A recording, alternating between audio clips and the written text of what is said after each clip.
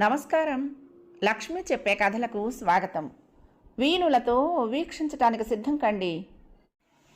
ప్రియ సఖులు, ఇప్పుడు మనం ప్రముఖ రచయిత కీర్తిశేషులు శ్రీ బెహర వెంకట సుబ్బారావు గారు రచించిన నిజాయితీ అనే ఒక చక్కటి కథను విందామండి. ఈ కథ 1/1/1981లో యువ మాసపత్రికలో ప్రచురింపబడింది. ఇక కథ మొదలు పెట్టేస్తున్నానండి. ఉదయం నిద్ర మంచం దిగిన దగ్గర నుంచి 10 గంటల వరకు ఊపిరి తీసుకునేందుకు కూడా ఖాళీ ఉండదు జానకి. 5 గంటలకి అందరికన్నా ముందు లేస్తుంది. కాలకృత్యాలు తీర్చుకుని వేడి నీళ్ళ కోసం బాయిలర్ అంటిస్తుంది. వెంటనే తాను చన్నీటి స్నానం చేస్తుంది. స్నానం అయిన తర్వాత కాఫీ తయారు చేసి భర్తకి పిల్లలకి రెడీగా ఉంచుతుంది. భర్త పిల్లలు లేచేసరికి 6:30 దాటుతుంది. మొహాలు కడుక్కోగానే కాఫీ అంటారు, అందుకే రెడీగా ఉంచుతుంది. 6:30-7 గంటల మధ్య పూజా కార్యక్రమంలో ఉంటుంది జానకి. కార్యక్రమం ముగిసేసరికి 7 దాటాక పని మనిషి వస్తుంది. దగ్గరుండి ఆమె చేత పాచి పనులు చేయించి తర్వాత గిన్నెలు తోమిస్తుంది. తర్వాత నీళ్లు తోడిస్తుంది. ఏ పాటి ఏమరపాటుగా ఉన్నా ఏదో పనిని అసంపూర్తిగా వదిలేస్తుంది పని మనిషి. అందుకే స్వయంగా చూసుకుంటుంది. కాఫీలు స్నానాలు అయ్యాక మగపిల్లలిద్దరూ ట్యూషన్కి బయలుదేరతారు. పెద్ద కూతురికి చిన్న కూతురికి జడ వేసి స్కూలుకి పంపుతుంది. జడ వేసేటప్పుడు అక్క చెల్లెళ్ళ మధ్య తగవులు పేచీలు వస్తాయి. ఒక్కొక్కప్పుడు దెబ్బలాడుకుంటారు కూడా. 9 గంటలకల్లా భర్త భోజనానికి తయారవుతాడు. వంట పనిలో సతమతం అవుతున్న జానకి ఆ సమయంలో ఒక్కొక్కప్పుడు సహనాన్ని కోల్పోతుంది. ఆ రోజు ఉదయం 9:30 గంటలకు జానకి భర్త రఘురామం బెజవాడ ప్రయాణం పెట్టుకున్నాడు. వారం రోజుల క్రితం బెజవాడ వారు పెద్దమ్మాయిని చూసుకుని వెళ్లారు. పిల్ల నచ్చింది, మాట్లాడుకుందుకు రమ్మని లెటర్ రావడంతో విజయవాడ ప్రయాణం పెట్టుకున్నాడు. 9:15 కల్లా రఘురామం ఇల్లు వదలాలి. తర్వాత వర్జం వస్తుంది. అందుకే ఆ పూట చాలా బిజీగా ఉంది జానకి. గ్యాస్ స్టవ్ మీద కూర ఉడుకుతోంది. కూరని చూస్తూ ఉండమని పెద్దమ్మాయికి పురమాయించి గదిలోకి వెళ్ళింది జానకి. భర్తకి సూచనలు సలహాలు ఇస్తోంది. పెళ్లి వారితో ఎలా మాట్లాడాలో చెప్తోంది. టైం 9 కావస్తుంది. అమ్మ, చాకలి బట్టలు తెచ్చాడు. చిన్నమ్మాయి తెచ్చిన వార్తకు విసుక్కుంది జానకి. వీడికి ఎన్నిసార్లు చెప్పినా ఇలాంటప్పుడే వస్తాడు. ఉదయమే రావద్దని 1,00,000 సార్లు చెప్పాను. నిన్ననే జీతాలు అందాయి కదూ, డబ్బు పట్టుకుపోవటానికి వచ్చి ఉంటాడు. 2 రోజుల్లో తెస్తానని వారం రోజుల క్రితం చెప్పిన చాకలి రావుల మీద అపరిమితమైన ఆగ్రహం వచ్చింది జానకి. గబగబా ముందు వరండాలకు వెళ్ళింది. ఏరా, ఇప్పుడా తేవటం? అయ్యగారి క్యాంపుకి వెళ్ళటానికి బట్టలు లేక నిన్న ఒక జాత ఉతికాను. నీకు డబ్బు అవసరం వచ్చింది, బట్టలు తెచ్చావు. కస్సుమంది. లేదమ్మగోరు, మా ఆడదానికి 4 రోజులు బట్టి జ్వరం, రేవుకి వెళ్ళలేదు నసిగాడు రాములు. ఎప్పుడు ఏదో ఒకసారికి చెప్తూ ఉంటావు, మాట నిలకడ ఉండాలి, మనిషిలో నిజాయితీ ఉండాలిరా. బోలెడు డబ్బు తీసుకుంటున్నావు, మాకు బట్టలు ఉతుక్కోవటం తప్పటం లేదు. చిరాకు పడింది. రాములు మాట్లాడలేదు. తెచ్చిన బట్టల మూట విప్పి వేరు చేస్తున్నాడు. అంతలో భర్త పిలవటంతో గదిలోకి వెళ్ళింది. బట్టల పద్దు చూసే పని చిన్నమ్మాయి లలితకు అప్పచెప్పింది. నాకు స్కూల్కి టైం అయిపోతుందమ్మా అని విసుక్కున్నా బట్టల పద్దు చూడక తప్పలేదు లలితకి. బట్టల పద్దు చూసింది. అన్నీ సరిగ్గానే తెచ్చాడని నిర్ధారించుకుంది. ఆ తర్వాత ఆ నెల ఉతికిన బట్టలకు ఎంత అయింది కూడి లెక్క కట్టింది. 45 రూపాయలు 60 పైసలైంది నాన్నగారు. గదిలోకి వెళ్ళి తండ్రికి చెప్పింది. భర్త కూతురికి డబ్బిస్తూ ఉంటే అంది జానకి నెమ్మదిగా. ఈ రావుల్ని మార్చేయాలండి, దొంగ వెధవ. అన్న రోజుకి బట్టలు తాడు. శారదామ్మగారి చాకలి బాగా ఉతుకుతున్నాడు, వాడికి వేద్దాం అనుకుంటున్నా అంది. భార్య మాటలకు రఘురామానికి నవ్వొచ్చింది. సరే సరే, వాడే నీకు దొరికాడు. మొన్న శంకర్రావు గారింటికి ఏదో పని మీద వెళ్ళాను. ఆ శారదామ్మ చాకలి మీద నీళ్ళు వెత్తున లేచి తిట్టిపోస్తోంది. 4 రోజుల్లో తెస్తానని 20 రోజులు చేశాట. బట్టలన్నీ చిరుగులు పెట్టి తెచ్చాట. పైగా వాడు బట్టల్ని అద్దెకు కూడా ఇస్తూ ఉంటాట. వాడికన్నా మన రావులే నయం అన్నాడు. భర్త మాటలు విన్న జానకి నోట మాట రాలేదు. అమ్మా, రాములు బట్టలు వేయమంటున్నాడు, నేను స్కూల్కి పోతున్నా అంటూ చాకలి పద్దు టేబుల్ మీద పడేసి స్కూల్ పుస్తకాలు తీసుకుని తుర్రుమంది లలిత. ఏమండి, మీరు భోంచెద్దురు కానీ రండి, 9:15లోగా బయలుదేరాలి. వంటగదిలోకి దారి తీసింది జానకి. అప్పటికే కూర రెడీ చేసి ఉంచింది పెద్దమ్మాయి ప్రసూన. చాకలికి బట్టలేసే పనిని ప్రసూనకు పురమాయించింది జానకి. స్టాండ్కు ఉన్న బట్టలు, మాసిన పెట్టెలో ఉన్న బట్టలు అన్నీ తీసి ఏవి మర్చిపోకుండా వెయ్యి. జాగ్రత్తగా కూడు, తర్వాత వాడిని కూడా లెక్క పెట్టమను. మీ నాన్నగారి భోజనం అయ్యేలాగా వాడిని పంపించేయి, కూతుర్ని హెచ్చరించింది. భర్త భోజనం చేస్తూ ఉంటే మరొకసారి నూరిపోసింది జానకి. మొన్న మా తమ్ముడు చెప్పింది జ్ఞాపకం ఉందా? పిఠాపురం వారి పిల్లని 12,000 ఇస్తే చేసుకుంటామన్నారట. వారిచ్చుకోలేక ఈ సంబంధాన్ని వదులుకున్నారు.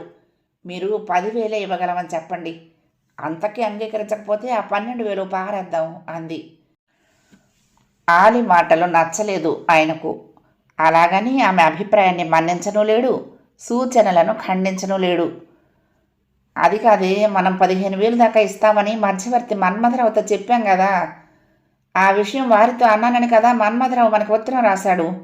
ఇప్పుడు ఇలా మాట్లాడితే ఏం బాగుంటుంది? నీళ్లు నమిలాడాయన. మా తమ్ముడు ఈ విషయం కొంచెం ముందుగా చెప్పుంటే బాగుండు. ఆ సంగతి తెలియక అప్పుడు అలా అన్నావు మన్మథరావుతో. నిరుత్సాహపడుతూ నీరు కారింది జానకి. వెంటనే ఏదో ఆలోచన వచ్చి పోయిన ఉత్సాహాన్ని పుంజుకుంది.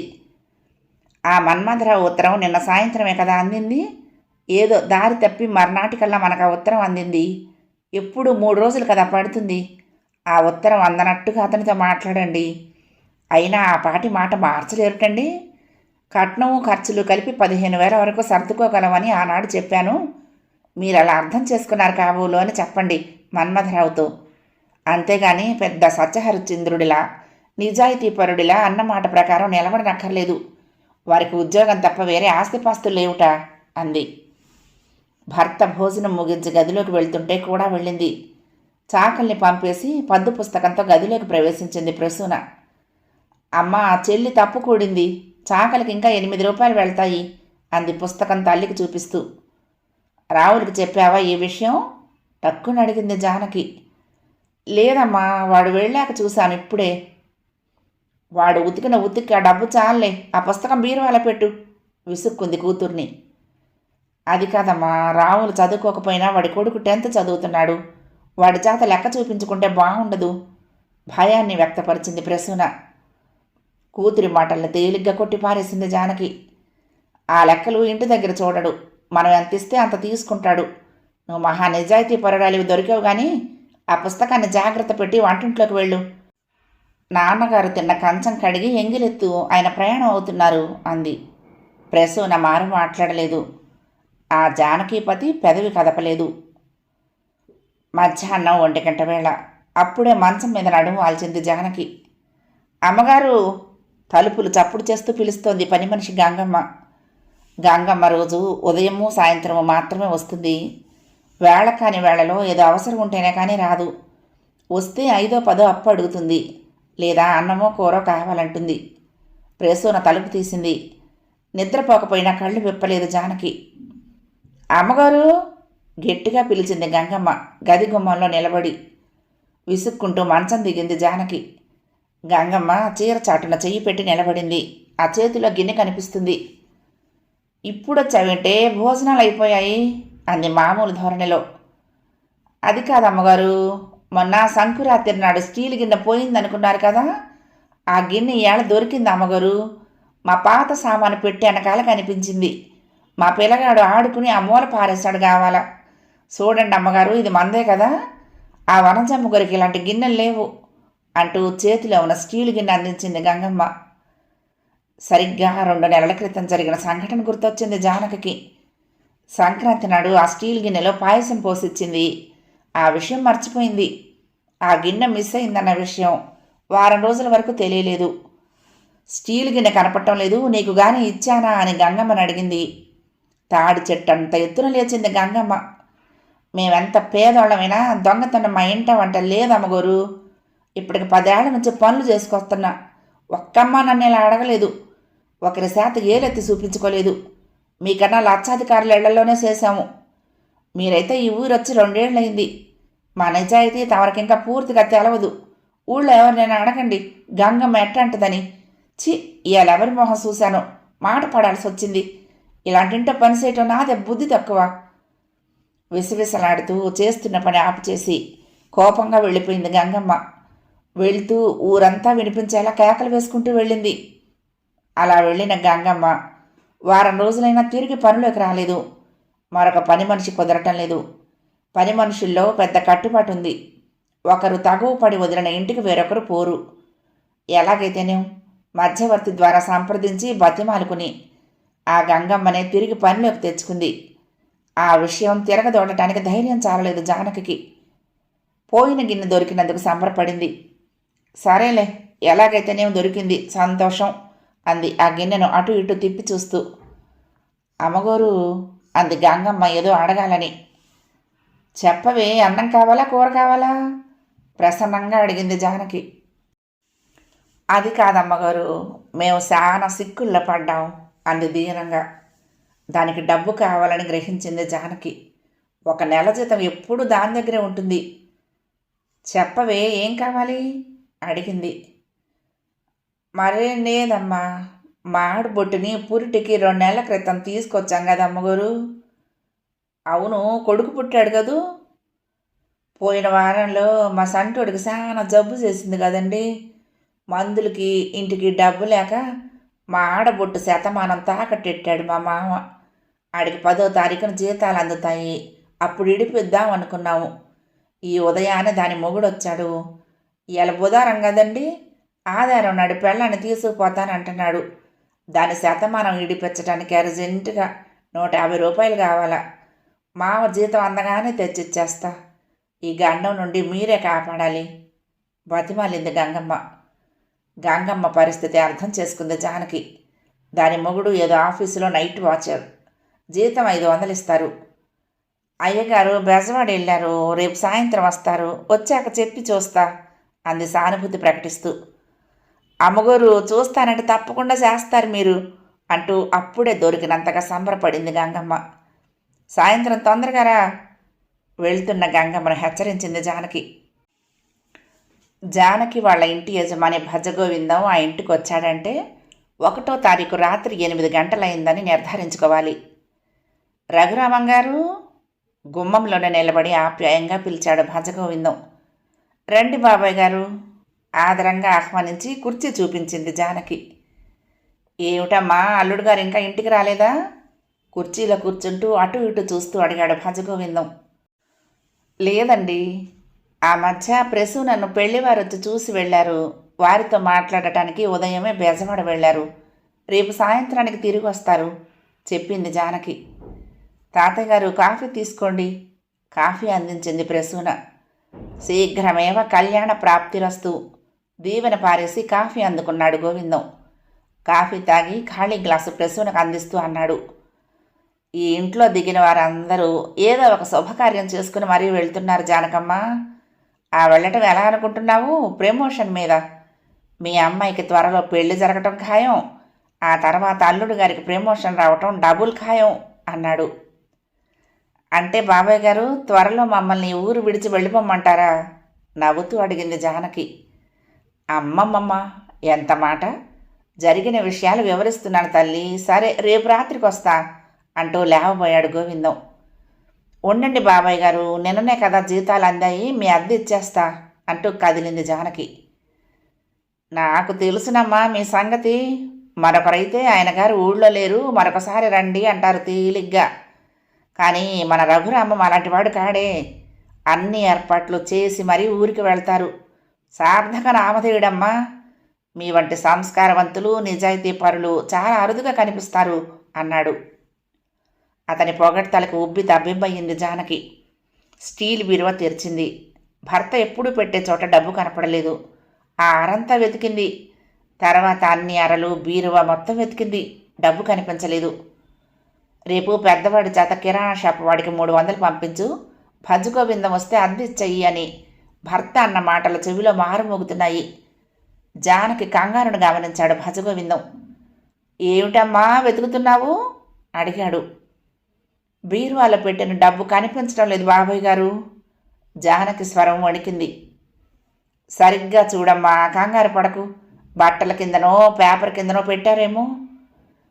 లేదు బాబాయ్ గారు, ఆ వెండి గిన్నెలోనే ఎప్పుడు పెడుతూ ఉంటారు. హీనంగా మారింది జానకి స్వరం. మరొక 10 నిమిషాలు గడిచాయి. జానకి వెతుకుతూనే ఉంది. బీరువాలో ఉన్న సామాన్లన్నీ బయటకు తీసి చూస్తోంది. రేపు మళ్ళీ వస్తానమ్మా, నాకు మరొక పని ఉంది, కంగారు పడకుండా నిదానంగా చూడు అంటూ జారుకున్నాడు భజగోవిందం. జానకి నవనాడులు కృంగిపోయాయి. కుప్పలా కూలిపోయింది. తల్లి పరిస్థితి చూసి భయపడ్డారు పిల్లలు నలుగురు. జానకిలో ఎన్నో ఆలోచనలు, ఊహలు, అపోహలు. 1 నెల జీతం, అంత డబ్బు ఆయన కూడా తీసుకువెళ్లరు. పిల్లలు అలాంటి వారు కాదు. తనను అడగకుండా ₹1 కూడా తీసుకోరు. మరి ఏమైనట్లు? పిల్లలు నిర్లక్ష్యంగా అల్మారా తలుపులు తీసి వదిలేస్తూ ఉంటారు. సాయంత్రం గది తుడుస్తున్నప్పుడు ఆ డబ్బు గంగమ్మ కంటపడి ఉంటుంది. అసలే దానికి పెద్ద అవసరం ఉంది. దానిని పిలిపించి అడిగితేనూ మరుక్షణంలోనే భయం పుట్టుకొచ్చింది జానకి. స్టీల్ గిన్నెకే అంత పెద్ద గొడవ చేసింది. ఇప్పుడు అడిగితే చాలా పెద్ద గొడవ అవుతుంది. ఎలా? భర్త వచ్చాక పోలీస్ రిపోర్ట్ ఇప్పించాలనుకుంది. వాళ్లే కూపీలాగే 4 తన్ని డబ్బు గుంజుతారు అనుకుంది. ఆ రాత్రంతా ఏడుస్తూనే గడిపింది జానకి. మర్నాడు ఉదయం గంగమ్మ పనిలోకి వచ్చింది. పనులు చేసుకుంటోంది. దానిని గమనిస్తూనే ఉంది జానకి. గంగమ్మలో ఏ విధమైన మార్పు కనిపించలేదు. ఆరితేరని దొంగలు అలాగే తొణక్కుండా బెణక్కుండా ఉంటారనుకుంది. నే వెళ్తున్నాను అమ్మగారు. పని ముగించి గుమ్మం దిగుతున్న గంగమ్మను చూస్తూ అనుకుంది. పెద్ద నిజాయితీ పరురాళ్లాగా దాచేసుకున్న స్టీల్ గిన్నె తెచ్చి ఇచ్చింది. ఇప్పుడు పని మానేస్తే అనుమానపడతామని పనిలోకి వచ్చింది. దీనంతా చూస్తాను ఆయన రాని కసిగా అనుకుంది. 10 గంటల వేళప్పుడు వచ్చాడు చాకలి రాములు. అమ్మగారు! గుమ్మంలో నుంచే కేకేశాడు గట్టిగా. డబ్బు తప్పు లెక్క కట్టి తక్కువ ఇచ్చామని తెలుసుకున్నాడేమో. ఇంటి దగ్గర కొడుకు చేత లెక్క రాయిస్తాడు కాబోలు. తప్పుడు లెక్కలు కట్టి డబ్బు తక్కువ ఇస్తున్నట్టు చుట్టుపక్కల వాళ్ళకి తెలిస్తే బాగుండదు. వాడితో గొడవ ఎందుకు? అమ్మాయి సరిగ్గా కూడలేదు కాబోలు అని చెప్పి ఆ మిగతా సొమ్ము పారేస్తే పోతుంది అనుకుంది జానకి. ప్రసూనా, రాములు వచ్చాడు, చాకలి పద్దు పుస్తకం పట్రా.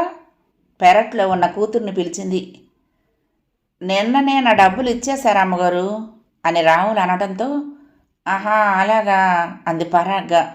మిగతా డబ్బు ఇవ్వనవసరం లేనందుకు సంతోషించింది. అమ్మగారు, ఇంత పరాకైతే ఎలాగండి? ఈ పొద్దు రేవులో అయ్యగారి బట్టలు తడుపుతూ ఉంటే ప్యాంటు జేబులో సొమ్ము కనిపించింది. చేతులు వణికాయి. అర్జెంటుగా లగెత్తుకొచ్చా. సరిగున్నాయో లేదో లెక్క చూసుకోండమ్మా. అన్నీ ₹100 నోట్లే, 1600 ఉన్నాయి. నోట్ల కట్టను అందించాడు రాములు. జానకి కళ్ళు ఆనందంతో మెరిశాయి. డబ్బు అందుకుని కళ్ళకద్దుకుంది. వాడి నిజాయితీకి అచ్చెరు పొందింది. చాలా సంతోషం రాములు. డబ్బు పోయిందనుకున్నాను. రాత్రి తెల్లవార్లు నిద్ర పట్టలేదు. కృతజ్ఞత తెలిపింది జానకి. మరి నేను వస్తాను అమ్మగారు అంటూ గుమ్మం దిగాడు రాములు. పద్దు పుస్తకం చేత్తో పట్టుకుని వచ్చింది ప్రసూన. అమ్మా ఇదిగో చాకలి పద్దు పుస్తకం అంది. వెళ్తున్న రాములు వైపే చూస్తున్న తల్లిని మళ్ళీ అడిగింది కూతురు. అమ్మా రాములు వెళ్ళిపోతున్నాడు, పిలవమంటావా అంటూ. ఎందుకు పిలవటం, వాడందుకు రాలేదులే అంటూ తల్లి గదిలోకి వెళ్తూ ఉంటే వెనకనే వెళ్ళింది ప్రసూన. రాముడు ఎందుకు వచ్చాడో తెలుసుకోవటానికి. కథ సమాప్తం. ప్రియ సఖులు, ఈ కథ మీకు నచ్చితే తప్పకుండా లైక్ చేయండి, షేర్ చేయండి, కామెంట్ చేయండి, సబ్స్క్రైబ్ చేసుకొని నన్ను ఎంకరేజ్ చేయండి. ఉంటానండి. ప్రేమతో లక్ష్మి, కృష్ణాతీరం దుర్గమ్మ సన్నిధానం. నమస్తే.